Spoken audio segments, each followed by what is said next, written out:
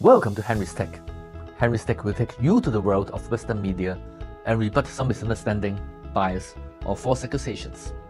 A recent article from The Economist presented biased views on China over recent maritime tensions in the South China Sea.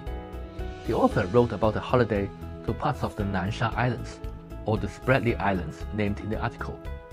And the article has highlighted China has sought to intimidate the Philippines with Navy, Coast Guard, and military vessels.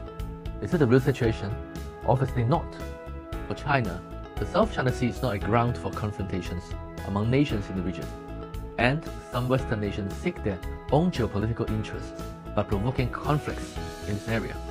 Let me tell you how China strives to seek peace in the South China Sea.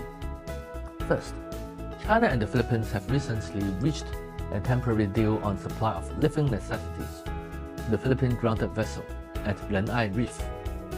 Both sides have agreed to cool down the tensions in the South China Sea. In fact, China has sovereignty over the Ren'ai Reef and the Nansha Islands and their adjacent waters.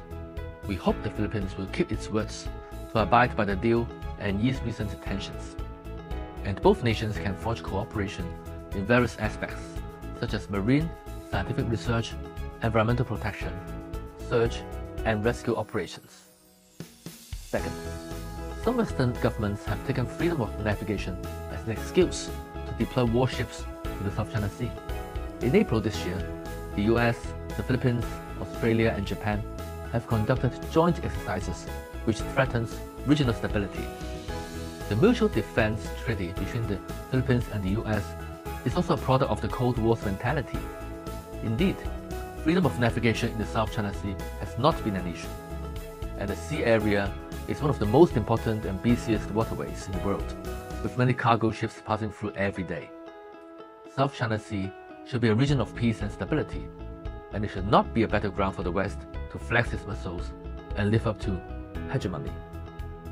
Third, China and countries in the region have resorted to the Declaration on the Conduct of Parties in the South China Sea to settle maritime disputes, and the declaration was signed by China and ASEAN nations, including the Philippines in 2002. All have agreed that disputes should be settled by the countries directly concerned through peaceful talks. In the recent ASEAN Foreign Ministers meeting in Laos, all ASEAN countries have agreed to maintain peace and stability without escalating tensions in the South China Sea. The South China Sea is a safe and free maritime route globally.